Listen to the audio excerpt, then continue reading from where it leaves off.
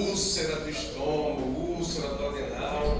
Vamos ver alguns aspectos importantes dessa aversão. E aqui sempre tem que começar com um conceito, para a gente poder entender que úlcera, imagina, é uma ferida, tá? E onde ela envolve uma ruptura da integridade da mucosa do estômago ou do adeno, então são os locais onde aparecem mais, tá? Úlcera do adenal acaba tendo ali uma frequência muitas das vezes um pouco maior do que a úlcera gástrica e que resulta em um defeito local ou uma escavação em virtude de uma inflamação aguda. Então, doença ulcerosa péptica, eu estou falando de inflamação. Se eu falo de inflamação, eu estou falando também de fatores agressores, sim ou não? Sim. Só que, para todo fator agressor, nós temos fatores de proteção. E o desequilíbrio a favor de um ou de outro, nós vamos ter as manifestações clínicas. Então, se for a favor da agressão, vamos ter, então, inflamação, que vai levar à perda da integridade da mucosa. O mecanismo de defesa vai estar lá.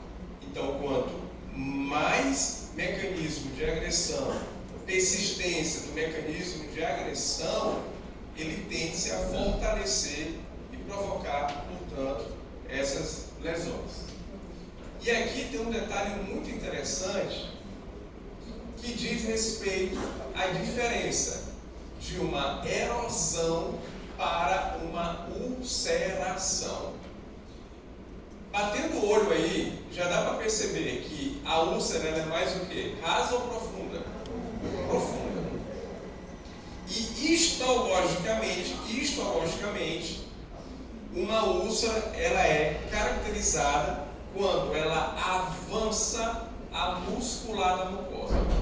Ou seja, se ela passou pela muscular da mucosa, ela é, portanto, mais profunda e aí sim eu tenho uma úlcera. A erosão, ela é mais superficial, por efeitos agressivos e inflamatórios. Então essa aqui é uma definição importante. Então, por exemplo, você pega lá um laudo de uma endoscopia, gastrite erosiva, já viram esse laudo? Gastrite erosiva na região de antro, tá? Na região de antro. Foi até uma diagnóstico essa. Então, ó, isso indica o quê? Uma erosão superficial. Aí pega essa, vai.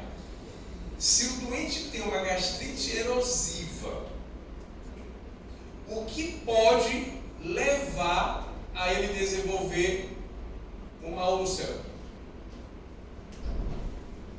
O que é que pode?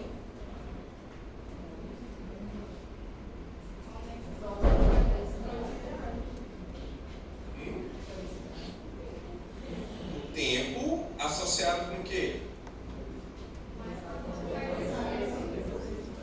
Com a persistência dos fatores agressivos, com a adição de fatores agressivos. Porque perceba, a diferença é pouca aqui, o limite é bem pouquinho. Então, a persistência de fatores agressivos vai levar, então, ao desenvolvimento, a erosão, evoluindo para uma úlcera.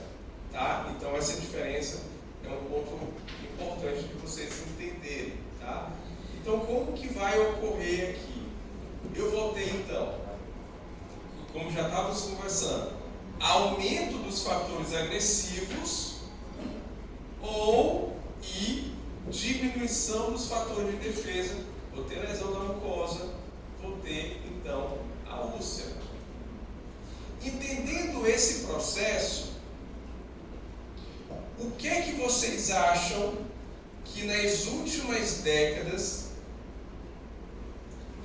pode ter diminuído a incidência geral de doença ulcerosa péptica, de úlceras? O que é que pode ter diminuído?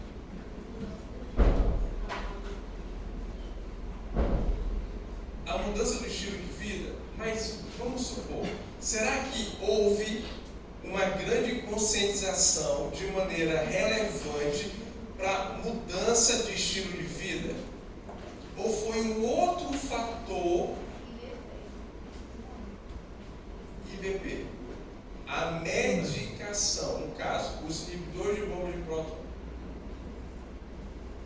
Se eu perguntar, alguém tem algum IBP aqui na bolsa? É bem capaz de alguém ter. O uso do IBP cada vez mais comum e corriqueiro. É meio que uma dipirona. Então isso acaba que, nas últimas décadas, o efeito do IBP nos pacientes com automedicação ou não tem diminuído essa evolução do desenvolvimento de úlcera, da doença ulcerosa péptica. Mas essa diminuição, né, não foi suficiente para tirar os índices da doença ulcerosa péptica em índice de números relevantes clinicamente. E aqui nós temos justamente uma balança onde mostra fator de proteção, bicarbonato. Por que o bicarbonato é fator de proteção? É uma proteção para hipercloridria, uma acidez exacerbada. Então ele entra o bicarbonato como um fator protetor.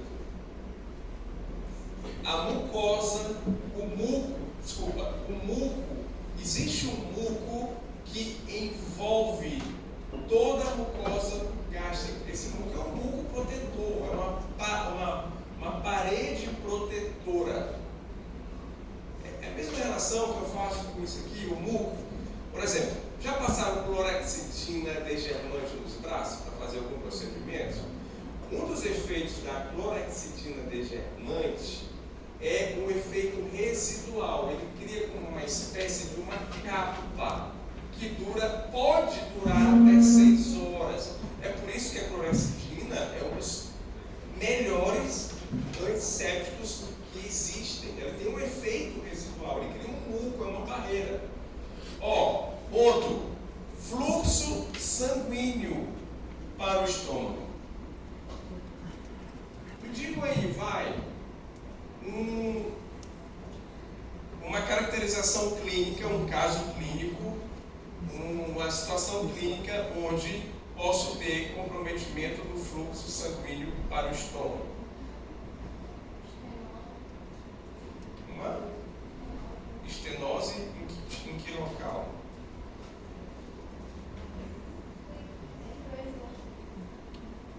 Entre o esôfago e o estômago. Isso vai comprometer a vascularização? Será que vai diminuir o fluxo? Então, imagina o que pode interferir no fluxo sanguíneo cerebral. Eu vi choque, eu vi sepse, tá? Trombo, ok, pode, mas vamos pegar aqui assim, vamos pegar situações que levam à diminuição do fluxo sanguíneo gástrico. O choque pode causar isso, tá? Então, por exemplo, se eu pego um choque hemorrágico, será que a chegada de fluxo sanguíneo na mucosa gástrica é prioridade? Não. O que vai ser prioridade? Perfusão o quê? Perfusão coronariana, perfusão cerebral, de órgãos nobres. Vísceras ocas vão ficar para depois. Paciente com sepse grave, ele não vai ter um tipo de choque também? Pode não ter um tipo de choque, que é o choque do que tipo? Choque séptico, que é um choque distributivo. Vamos fazer outro link aqui. Quando que eu dou o diagnóstico de choque séptico? Quando eu dou?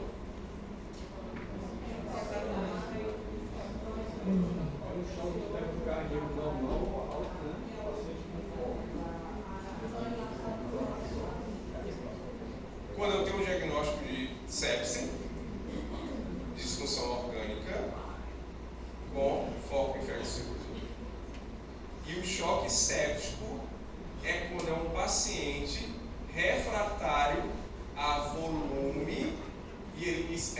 continua indo o quê? Hipotenso. Aí eu tenho um choque séptico e tenho que começar para ele o quê? Drogas vasoativas.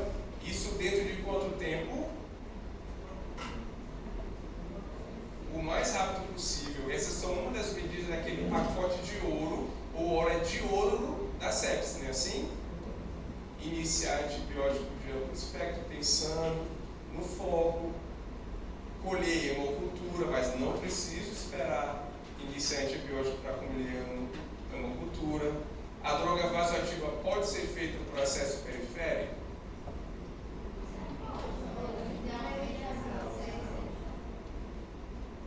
Pode sim, pode ser feito acesso periférico, droga vasoativa, e logo que é possível fazer um acesso central.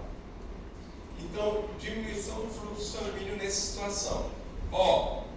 Fatores de crescimento, renovação celular, prostaglandina, vai. Que medicação inibe formação de prostaglandina? AIDS. Olha aí que legal. Através da inibição do quê? Da COX-2. Então, daqui eu já sei que o AIDS ele vai ser um fator o quê?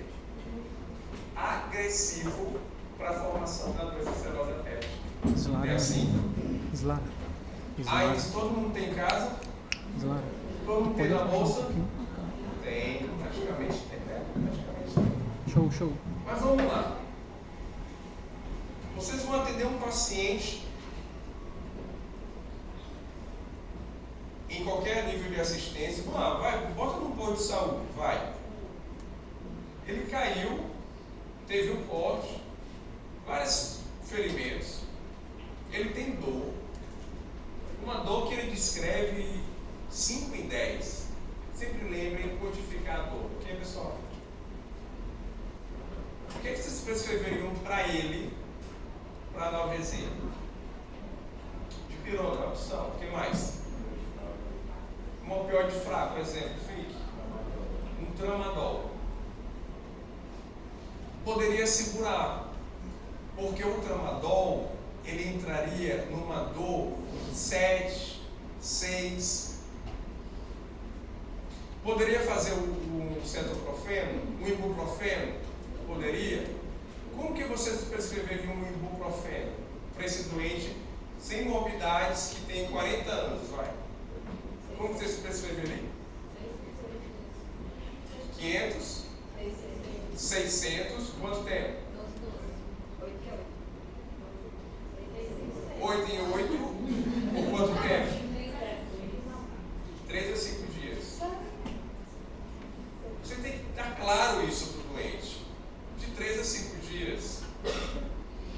Porque quando ele chegar no 5º dia e ele sentir dor, o que ele vai fazer? Ele vai tomar tudo, vai tomar a caixa toda. E se ele não tiver orientação, ele depois vai comprar uma outra caixa. Isso é comum demais. Muito comum. Então, esses são os fatores protetores. Óleo agressivo, hipercloridria H+, pepsina, cigarro, mel, ácidos biliares, mel, bebida alcoólica, isquemia, AIDS, hipóxia, H. pylori. Tanta gente aí de agressor. E muitos desses agressores estão no nosso dia a dia. Aí, coisa mais fácil do mundo. Tá? Então, quando tem esse desequilíbrio, nós vamos ter esses problemas. E os problemas ainda continuam altos, as incidências continuam altas. E a gente tem aí, cada vez mais, em destaque. Doença ulcerosa péptica, você tem que pensar AIDS e H. pylori.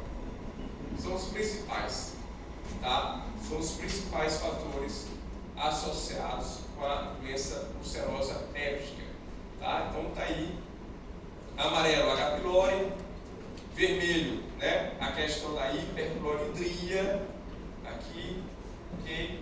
E o azul, que é o AIDS que a gente pode ter, né, a associação dos dois, H. pylori. H. pylori é comum, no Brasil? Sim, né, não? Em média, quantos por cento? É bem alto, né? É bem alto. Talvez não 95%, mas é uma incidência em torno de 65% por aí. Como que transmite? Como que transmite?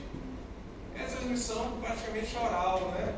Pela água, alimentos contaminados, né? Assim, é uma transmissão muito fácil de ter, tá? O H. pylori. E ele está aí como um dos fatores associados. Olha só, paciente que tem uma síndrome coronariana aguda, qual é a principal medicação que esse paciente tem que tomar? Uma das no atendimento inicial, AS. Ele tem impacto sobre a vida, é o AS. Tá? É o AS. E o AS, ele é estigmatizado como algo que não faz mal. Não é só um AS aspirina, né? AS infantil, né? Que é até aquele A de menos agressivo ainda. AS infantil, né? E hoje, cada vez mais, nós temos pacientes fazendo uso de AS antiagregantes plaquetários. Só para vocês terem ideia, aqui é uma eletromiografia que mostra, mucosa normal e após 7 dias de aspirina. Olha o estrago que faz na mucosa. Tá vendo? Por isso que, vamos lá. Mas Daniel, vem cá. E aquele paciente que tem que ficar tomando aspirina, ele teve uma síndrome coronariana, que ele vai precisar tomar a longo prazo. O que é que eu faço com ele? O que é que eu faço? Eu vou ter que associar algo para proteger, não? Que aí vai ser o quê? Os inibidores de bomba de prótese de ITP. Então, tem que considerar essas questões, tá? Então, eu tenho sempre trazendo conexões aqui, para eu ter uma ideia. Vamos lá. Essa é uma endoscopia. Aí, quando eu comecei a fazer o exame hoje, né, fui fazer o acesso, rapaz, vou me segurar. Pode tacar esse por favor, dormir não. Isso. Só tive tempo. Ele ainda está acordado. Pronto, foi a coisa que eu lembrei. Aí depois eu já estava. Mas ele já até me deu. Não tem sentido nada. Que horas tem lesão aí?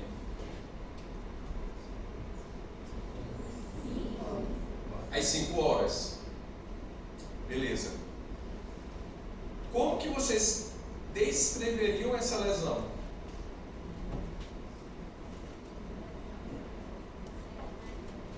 Uma lesão ulcerada, parece ter um centro necrótico, você vê que está escurecido, parece ter edema,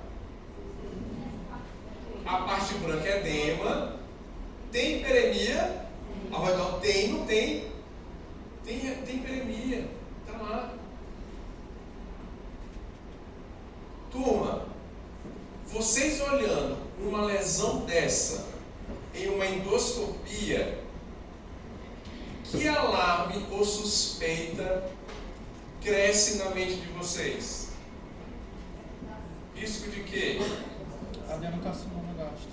Tudo bem. Pode perfurar, mas essa não é que perfura. Vou já depois dizer por quê. Mas qual é a preocupação, turma? Adenocarcinoma gástrico. Existem várias complicações, né? Mas uma das preocupações, vou melhorar.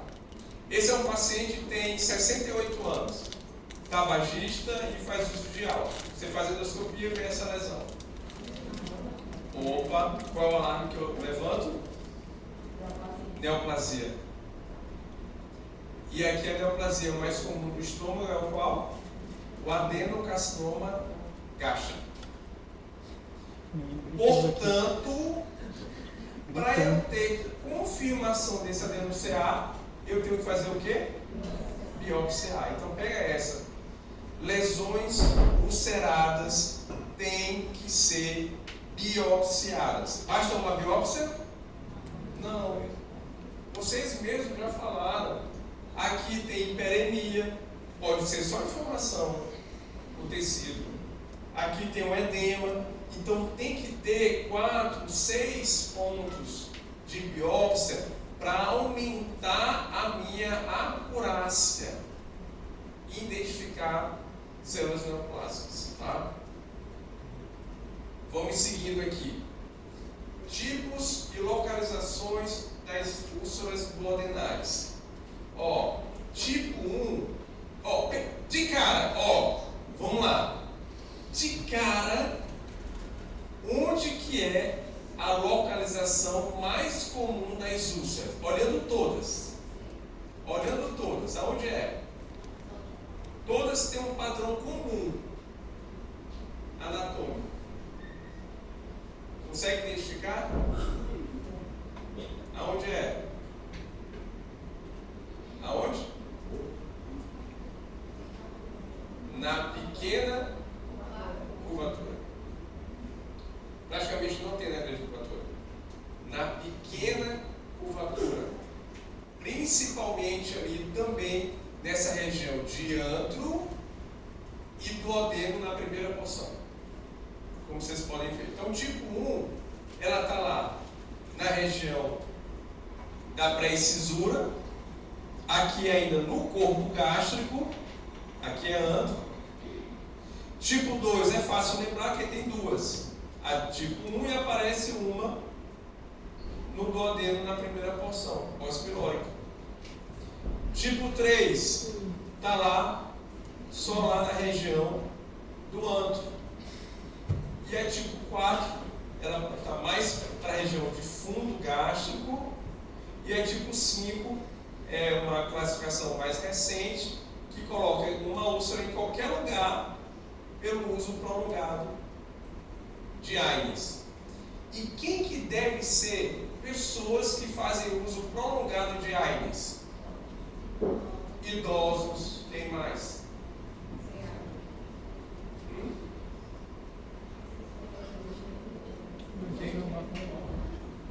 Quem?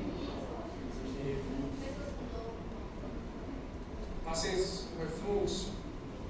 Pode ser que o AINES até piore. Mas vamos lá. Atletas profissionais. Atletas profissionais, faz até infiltração de AINES. Tá? Atletas profissionais. Idosos. Dismenorreia. Fazer uso de cólicas menstruais constantes. Então, são pacientes que a gente tem que ter atenção. Ok? Tem ali tipo um 60%, não tem uma associação completamente direta com essa questão gástrica excessiva. Tipo 4, também não associada diretamente. Tipo 2 e 3 na região antral, que tem essa associação mais comum com a hipersecreção, mas entendendo que H. pylori, AINES são ali os principais fatores associados à ulcerose péptica. Então, o que é que a gente tem aqui de alguns fatores epidemiológicos? Geralmente, mais de 40 anos, mas hoje, eu já até falei para vocês, hoje tudo de gastrointestinal está cada vez mais baixo. Câncer gástrico era a coisa mais difícil. Eu lembro, na minha época do começo de residência, câncer gástrico em pacientes jovens era a coisa mais difícil de ver. Era o perfil do paciente idoso, mas hoje em dia não. 40 anos, pacientes jovens, tendo o desenvolvimento de câncer. Tá? Existe uma relação ali 2:1 em mulheres. Acredita-se que, por mais em relação ao uso de AINES ser frequente na população feminina, essas outras questões que eu já falei para vocês, uso do álcool, a gastrite H. pylori, tabagismo, tá? E estase gástrica, que faz ali um fator agressor. Mas o pico mesmo fica entre é 55 a 65 anos de idade. Tá? Então vamos lá. O que é que nós podemos ter de manifestações? Primeiro, vai causar dor? Vai causar dor. E aí tem algumas características em relação à dor que podem ser um pouco diferentes. Tipo, a úlcera duodenal, ela geralmente causa uma dor 2 horas depois da alimentação e geralmente, não é toda vez, ela é uma dor noturna. Isso na úlcera duodenal. A úlcera gástrica, ela tem a queixa de dor associada com a alimentação, com a ingesta. E aqui nós temos outras questões relacionadas, como retardo do esvaziamento gástrico. Como que o paciente diz, como que é? Isso aqui é o quê? É o empachamento. Doutor, comi só meia carioquinha com um copo de leite. Parece que eu comi foi 10 tapioca. Almoçou um pouquinho, mas parece que almoçou foi um prato de self-service, sei lá, que botou de tudo. Botou peixe com carne, mistura, faz aquela misturada toda, né? Alguém é assim quando vai para o self-service? Mistura o peixe com a carne, aí bota o coração de frango com creme de camarão, pensa para misturar. Então o paciente lá fica com aquele empachamento, né? Anorexia, náuseas, vômitos. E aí tem um detalhe em relação a um processo que nós podemos ter, que é um quadro de estenose duodenal, que pode levar a quadros de vômitos frequentes e vai ter uma repercussão metabólica que nós vamos ter. O suco gástrico é cheio de cloro e potássio. Se o cara está vomitando, ele pode ter uma alcalose metabólica, hipoclorêmica e hipopotassêmica.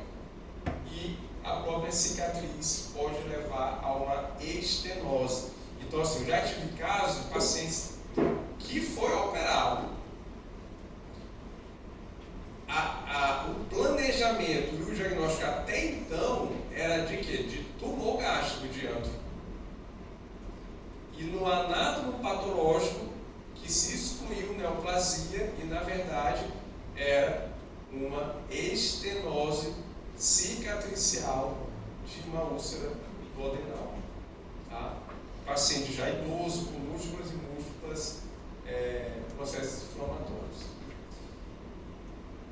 40% até 70% podem ser assintomáticos. E isso é ruim. Por quê? Porque não vai tratar e o diagnóstico vai ser mais tardio. Tá? E aí outras complicações podem estar associadas. Então, a dor epigástrica, como nós já comentamos, uma dor noturna aliviada ou não pela alimentação contínua e rítmica, náuseas, vômitos, azia pode estar associada a RGE. E aí, no esse lado, nós temos complicações. Então, vamos lá. Qual que é a complicação mais comum? Hemorragia. Por quê? Porque a gente viu, é uma úlcera. A lesão, ela vai comprometer o quê? As estruturas, vai chegar na vascularização. E mucosa gástrica sangra. Não, sangra muito. Faz uma lesãozinha com uma mucosa gástrica, sangra muito. Obviamente que aqui as lesões elas vão acontecendo cronicamente, não agudamente, mas a mucosa gástrica sangra pra caramba. Ela sangra muito.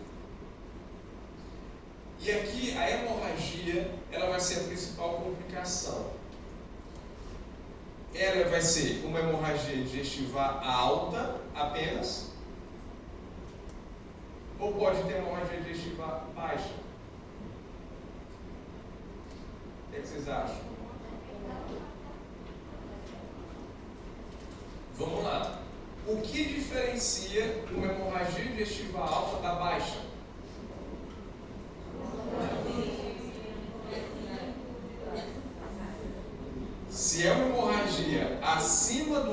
trás é uma hemorragia digestiva alta. Abaixo já é baixa. Beleza. Então vamos lá. Doença ulcerosa péptica pode levar a hemorragia digestiva alta. Principal causa, doença ulcerosa péptica. Qual é a outra causa de hemorragia digestiva alta? Varizes esôfago. É o doente com varizes esofágica. Principalmente por cirrose hepática ou uma ectossomose e aumento da circulação esplênica. Ok? Não cirrótica. Tá? E o tratamento são diferentes. Beleza. Hemorragia digestiva alta. Como que pode ser manifestada no trato digestivo baixo? Presença de melena. Beleza. Se o paciente tem fezes com sangramento, não melena, dá para excluir hemorragia digestiva alta? Exclui? Não exclui. Porque justamente eu posso ter o quê?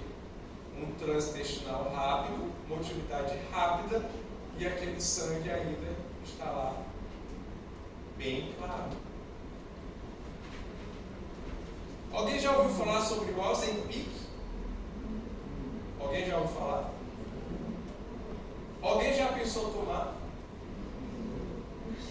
Alguém já tomou? Alguém já tomou? O Cátia já tomou aí.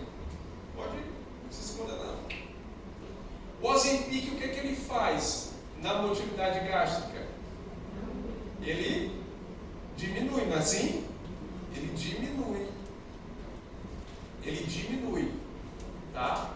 Então ele lentifica. Então, por exemplo, endoscopia, para fazer, tem que ficar quanto tempo em jejum?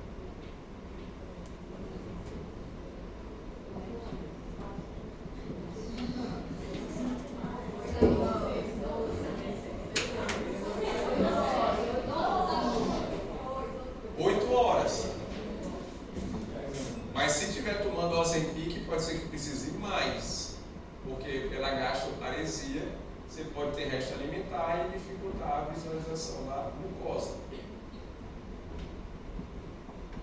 Vamos lá. Hemorragia. Beleza. Perfuração. Perfurou. Quais os problemas que vai ter?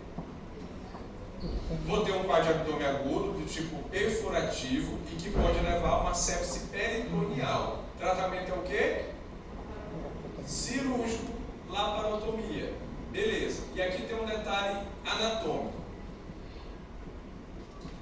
A úlcera que perfura, ela é uma úlcera de parede anterior, seja do estômago, seja do duodeno.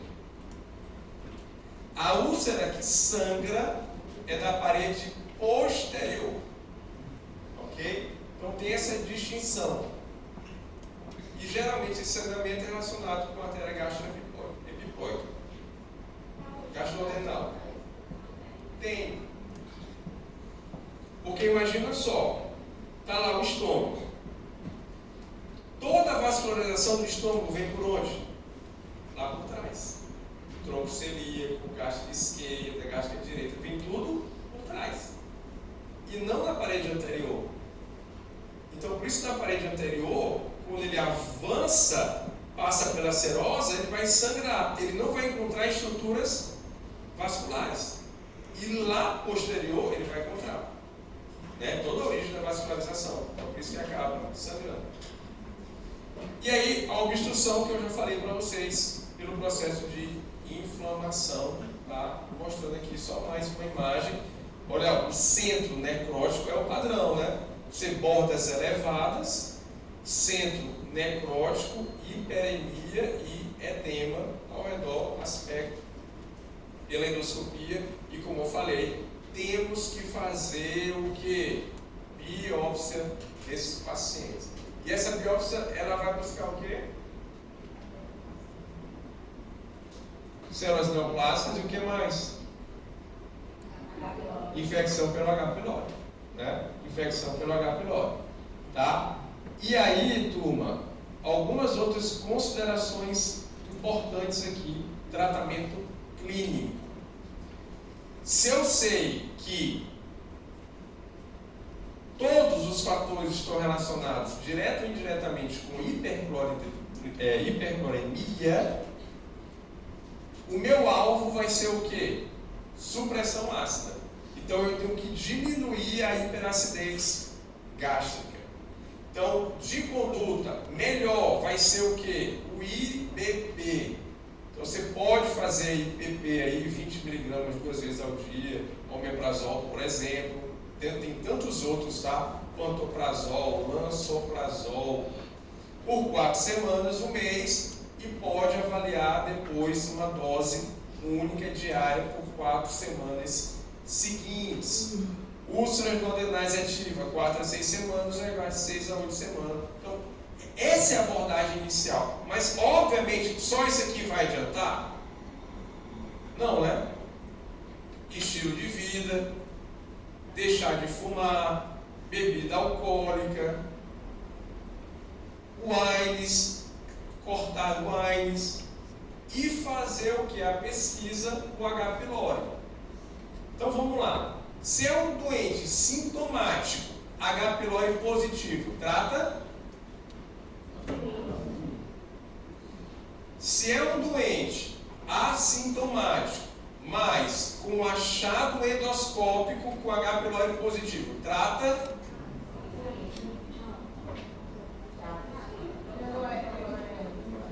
Ele é assintomático, mas você encontra gastrite erosiva na endoscopia e H. pylori positivo.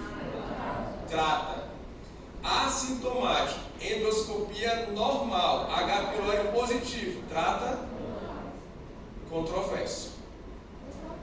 Controverso é a depender do julgamento clínico de cada uma situação, mas de maneira geral, não trata.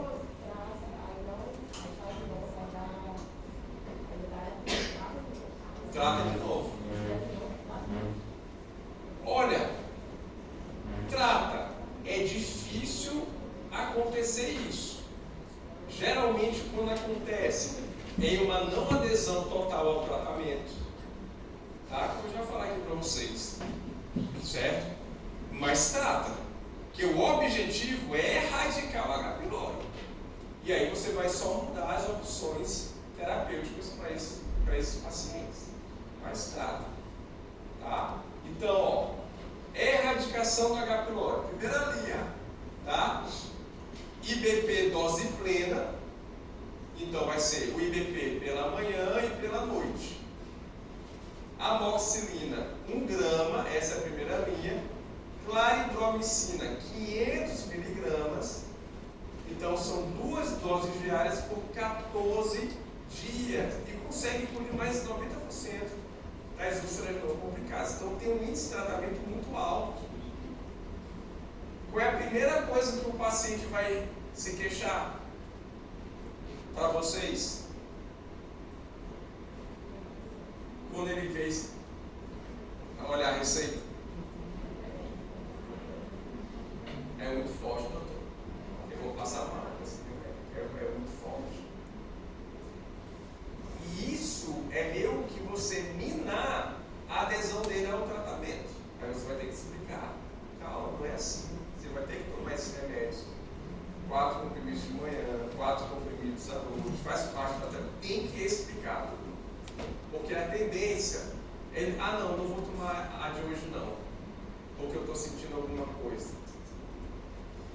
E os sintomas que podem estar associados, geralmente com o uso do tratamento para H. pylori, sintomas diarreicos, por causar uma disbiose na flora intestinal. Por isso que eu peguei essa fase ainda. A gente passava empiricamente probiótico para o doente tomar junto. Hoje já entra como recomendação associar o probiótico para reduzir os episódios diarreicos, cólicas e diarreia, que acaba afastando isso. E antes, no início, era 7 dias, agora é 14 dias, mais de 2 semanas de tratamento para o H. pylori. Tá? Durante o uso do IBP, do tratamento, ok? Pode ficar ou não, depende. Pode ficar ou não. A tendência é que não fique. Tá? Só depois o retorno precisar de uma dose de manutenção. Primeira linha de tratamento é essa aqui para o controle do IBP. Tá? Então vamos falar sobre as complicações: hemorragia, perfuração e obstrução. Ok? Então vamos lá. Falando de perfuração, turma, é um índice que acontece bem baixo, mas ainda assim acontece. E perfuração, ultimamente, os casos que eu vi de perfuração são pacientes de baixo nível social, às vezes é um paciente alcoólatra, às vezes é um paciente morador de rua, uso de drogas também, tá? Acaba sendo esse perfil ali, muitas das vezes. Mas tem um caso interessante de um paciente que veio de Sobral. Foi de Sobral. Olha só, ele estava jogando bola no sábado, disse que recebeu uma bolada muito forte na barriga. Continuou jogando futebol depois dessa bolada. No domingo jogou de novo. E segundo ele, normal. Quando foi na segunda para terça, começou a sentir dor abdominal. Procurou a UPA, tomou medicação, melhorou, foi para casa, voltou a sentir dor novamente. Terça para quarta ficou lá no hospital, medicação para dor, fez o ultrassom. E no ultrassom mostrava diástase dos retos abdominais e líquido na cavidade abdominal. E hematoma dos retos abdominais. E como se tivesse lesão da musculatura. Qual o diagnóstico? Possivelmente. Qual o primeiro que vocês pensariam? Qual é? Esse líquido sei o quê? Sangue, não foi? Teve um impacto lá, teve a bolada, teve a pancada? A princípio foi isso. Só que existe fatores de confusão. Isso, na verdade, foi um fator de confusão. O que ele teve, na verdade, foi uma úlcera perfurada. E aquele líquido todo, nada mais é do que líquido entérico. Foi um fator de confusão. E, obviamente, não foi a bolada que furou, que fez a perfuração. Não, foi um fator de confusão. E quando a gente foi na anamnese, o que é que nós identificamos? O uso crônico de AIDS. Tomando AIDS como fosse água de pirona, paracetamol. Tá? Então foi um fator de confusão. Quando perfura, por que o doente tem a lembrança da dor? Quando fala lembrança da dor, ele te diz, doutor, começou a doer 13 horas e 52 minutos. Por que ele diz isso? Ele lembra exatamente. Mas é uma dor forte. Às vezes nem tanto, que já teve um paciente que estava com diagnóstico de úlcera perfurada, o fela deve, doutor, eu estou morrendo de fome, posso tomar um salgadinho com refrigerante aqui? Não, meu amigo, você não está entendendo o que está acontecendo contigo. Por que tem essa lembrança da dor? Porque quando perfura, o que é que vai causar a dor? Será que é a perfuração? É o contato do conteúdo gastroduodenal com o peritônio. Então, entrou em contato, a dor vem na mesma hora. E irrita muito. Então, por isso que tem essa característica exatamente que começou a doer. E aí nós vamos ter, se cabe uma resposta inflamatória sistêmica, febre, taquicardia, desidratação, tá? É uma urgência cirúrgica. O que é que tem aí? Achados. Valendo aí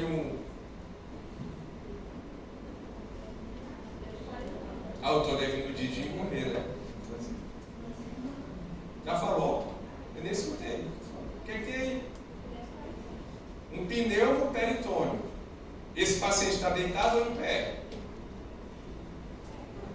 em pé. Raio-x em pé se chama raio-x em ortostase, que faz parte dos exames radiográficos do abdômen agudo. Raio-x, tenho que pedir. Raio-x em pé, ortostase do abdômen, tórax. Raio-x deitado, com incidência anteroposterior e raios laterais. Então o que é que a gente vê aqui, turma? A gente vê cúpula diafragmática e vê a entre o fígado e o diafragma, pneumoperitônio. Pneumoperitônio. Ok? Pneumoperitônio. Não preciso ter pneumoperitônio tão evidente como esse para dar o diagnóstico. Ok? Então aqui o paciente com pneumoperitônio, tratamento vocês já viram que é laparotomia. E lá na laparotomia, qual que é o objetivo? Pensa comigo aqui, vai. Será que o objetivo para operar esse doente de emergência já vai fazer todo o tratamento completo, pensando que é uma úlcera? É assim? Não. É tirar do problema. É resolver o problema. É o controle de dano. Qual é o problema aqui? Perfurou. Eu tenho que fechar o vazamento. Porque até então, eu sei que deve ser uma úlcera. Mas será que é uma úlcera neoplásica? Eu não sei. Então, o objetivo cirúrgico vai ser o quê? Rafiar a falha, a lesão. Como geralmente, vocês viram que do lado da úlcera não tem o quê? Edema, inflamação. Para dar ponto em cima de edema e inflamação, a gente chama que é friável. O ponto tem tudo para não fechar bem. Então, por isso que uma das técnicas é reforçar com epíplon.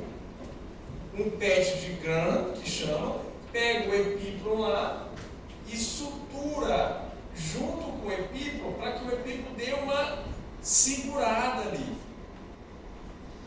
Vou fazer biópsia dessa lesão? Com certeza, tenho que fazer biópsia dessa lesão. E outra, vou tratar a H. pylori dele? Sim, empiricamente, não preciso nem ter o resultado.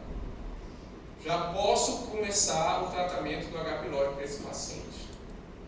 Ok? Já posso começar durante a internação, sem ter que esperar. Porque ele sabe, muitas das vezes, vamos lá, alguém já fez uma biópsia e em quanto tempo recebeu? No particular, no convênio? 1 semana. Sabe quanto é no SUS? No mínimo 30 a 45 dias.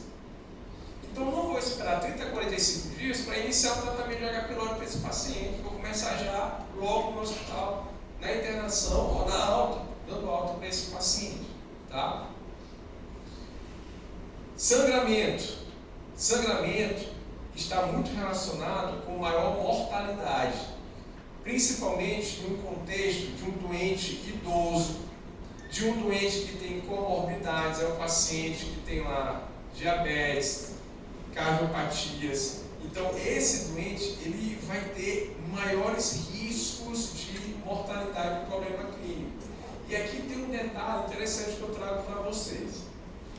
O doente que tem uma hemorragia digestiva alta em casa, com o doente que tem uma hemorragia digestiva alta em internação hospitalar, qual que tem maior mortalidade?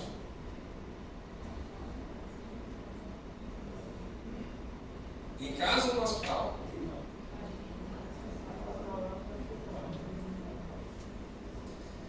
Aqui qual que é o racional aqui? O que tem maior risco de mortalidade associada é o que tem um sangramento no hospital.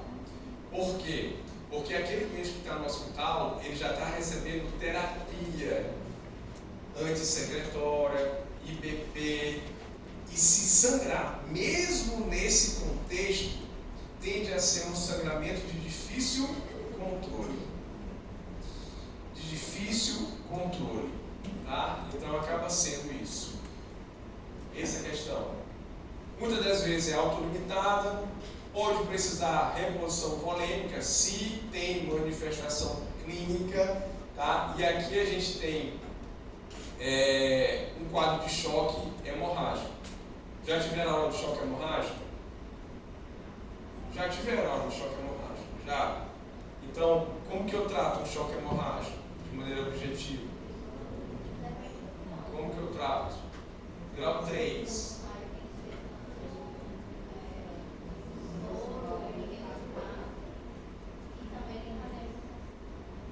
E hemotransfusão. Então, essencialmente, iniciar cristalóides, que é o que eu vou ter bem rapidamente disponível, mas com cuidado, pegando leve na quantidade, e acionar hemotransfusão. Qual é a proporção de concentrado com plasma? Como que faz essa proporção? Concentrado e plasma. Ainda não teve essa aula?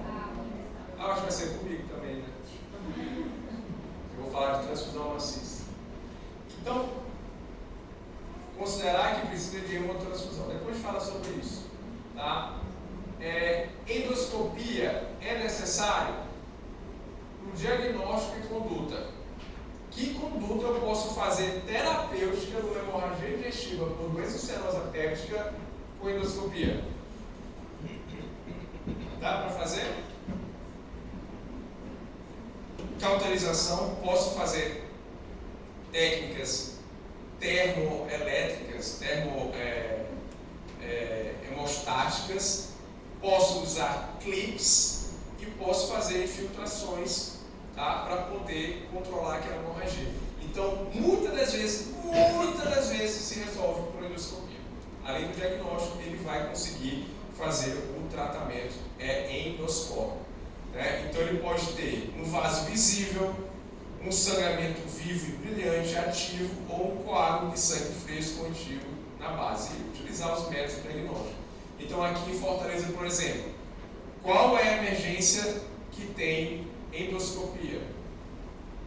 Para paciente, qual é a referência? Hemorragia digestiva alta, qual é a referência? HGF. Tá? Então, hemorragia digestiva alta e o HGF. Embora o JF tenha endoscopia, mas não é referência para hemorragia digestiva, vai ser o HGF. Então, pessoal, vamos lá. O que é que a gente tem aqui? IBP, muito sucesso, viu? Mais de 90% de sucesso e erradicação do H. pylori. Então, a grande maioria, se trata assim. O que não conseguiu resolver, que é difícil, é raro, vai ter que ser resolvido o quê? Cirurgicamente. Então vamos lá. Quando ele coloca intratabilidade, é o paciente que já fez toda a terapia clínica e ainda continua tendo úlceras. Aí beleza. Ele já tratou, fez de tudo. Isso é muito difícil acontecer, mas pode acontecer. Então, tratamento cirúrgico. E qual seria o tratamento cirúrgico? O que é que vocês acham? Vamos supor, o doente tem múltiplas úlceras no ântano, que não responde ao tratamento clínico. A gastrectomia, a antrectomia poderia ser, então, uma opção de tratamento cirúrgico, tirar aquele segmento, né, do estômago que está acometido.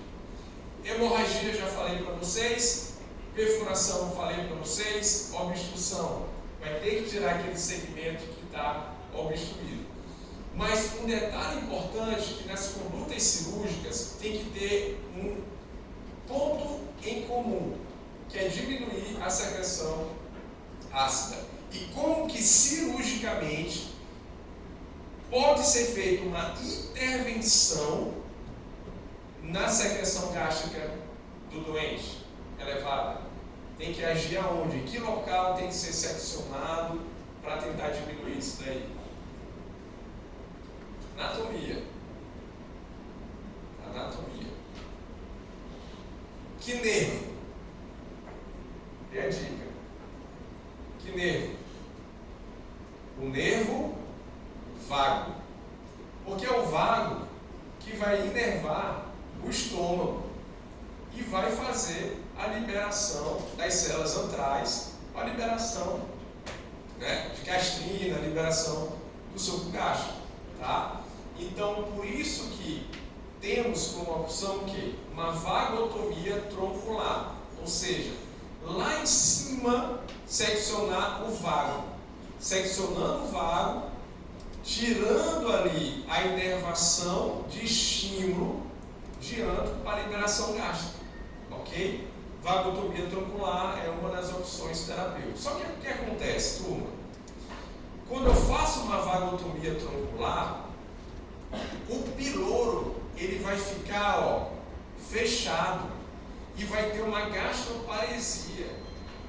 Então, por isso que tem que ser feita uma piloroplastia. Tem que abrir o piloro de um jeito e fechar de outro para aumentar o piloro. Tipo, o piloro tem que ficar mais aberto, porque ele vai ficar muito tônus. Abre mais o piloro para a comida passar melhor. É um procedimento muito complicado e rápido, tá? Que pode ser feito em pacientes que estão instáveis durante um procedimento cirúrgico, ok?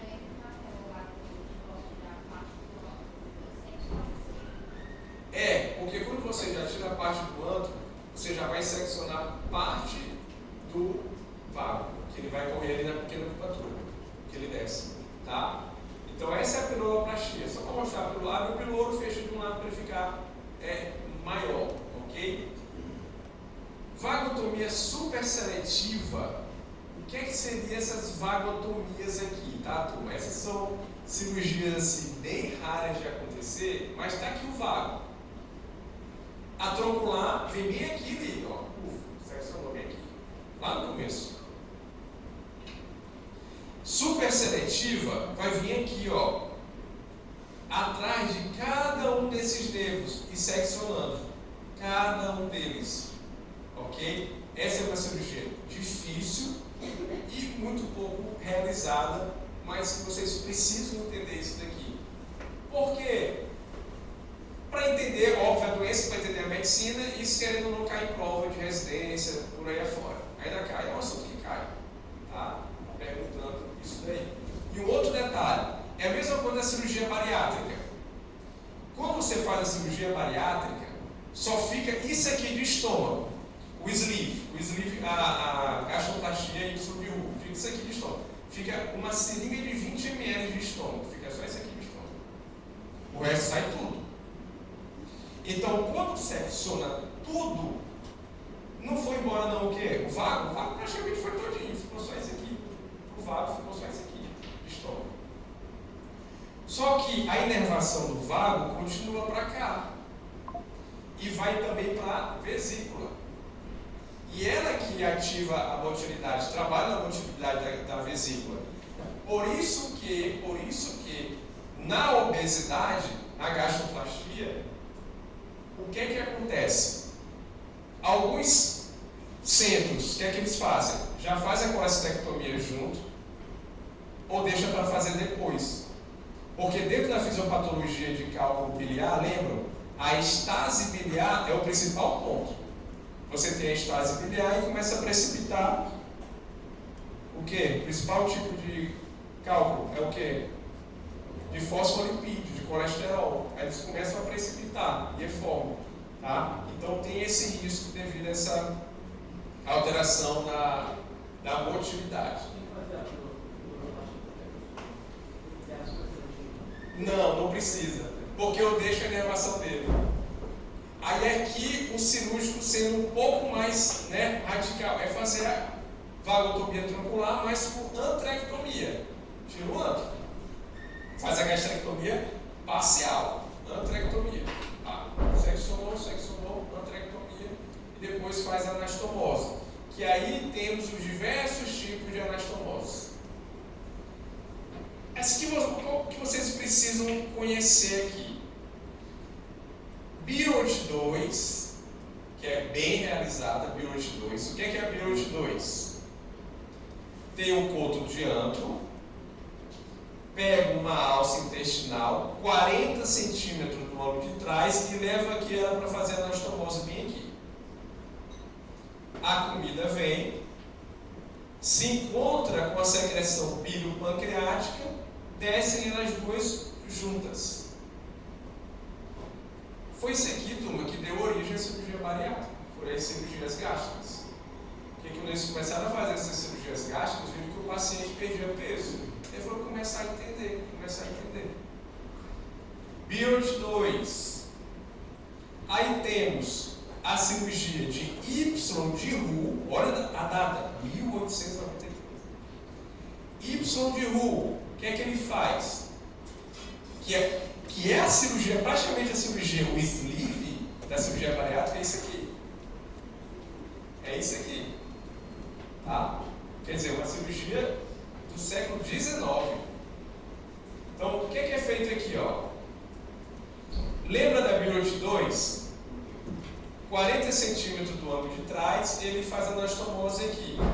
Só que na Y de Roux, 40 centímetros do ângulo de trás, ele secciona, a anastomose fica aqui e ele traz a alça duodenopancreática e faz uma anastomose mais aqui embaixo. Forma um Y, né? O alimento que passa aqui vai ser absorvido? Não, porque não tem o quê? Secreção biliopancreática. E isso aqui que foi o pulo do gato para a cirurgia bariátrica. Algo que eles perceberam? Rapaz, é o seguinte, vamos fazer essa alça aqui bem longa, porque é mais tempo o alimento sem ser digerido. Aí na cirurgia bariátrica em Y de Roux, o que ela faz? Essa alça aqui tem 120 centímetros. Ou seja, quando o alimento encontra a secreção biliopancreática, é já no ilho terminal. Absorve muito pouco. E quando chega no ilho terminal, ele vai liberar o GLP-1, o PYY, que já vai dar saciedade para o cara. Olha só que bacana, que foram descobrindo isso daí da cirurgia bariátrica. Então, Y de Roux, Beard 2, ok? Essas são as duas, para vocês saberem. E aí aqui, fica de objetivo de aprendizagem para vocês, as síndromes pós-gastrectomias, que é um assunto que eu gosto de cair muito em provas, e acontece agora pela cirurgia bariátrica, já que a cirurgia bariátrica, né, faz muito isso daqui, que é o dumping, síndrome de dumping. O que é o dumping? Dumping lembra que agora o alimento ele não passa no duodeno? O alimento ele já chega no quê? No intestino. Com alto se vem glicose lá em cima, o alimento em si. Então ele vai ter um efeito do dumping, um efeito como se fosse um quadro de hipoglicemia. Vai ter uma liberação insulínica muito alta e o paciente vai ter uma hipoglicemia. Tá? Então, dumping. O que é que acontece com o dumping? Por que tem que fazer acompanhamento psicológico e psiquiátrico para quem vai fazer cirurgia bariátrica? Porque o doente, a pessoa que faz cirurgia bariátrica, fez cirurgia bariátrica, e que eu já vi, colega médico, está no plantão, fez a cirurgia bariátrica, está um mês depois, aí pede um copo de 500 ml de milkshake. Rapaz, dito e certo, não chegou na metade do copo, estava lá quase desmaiando, sudorei, para todo. Chegou lá o milkshake lá no intestino, liberação insulínica lá em cima e hipoglicemia, efeito dumping. Não é para campeonato. Anemia, porque lá no antro nós temos a absorção de que vitamina? B12. Por isso que os pacientes pós-bariátricos têm que fazer reposição a cada 3 meses. Síndrome da alça aferente, síndrome da alça eferente e síndrome pós-vagotomia. Vocês vão ver isso aí e entender como objetivo de aprendizagem. São complicações que podem acontecer no doente pós-gastrectomias. Valeu?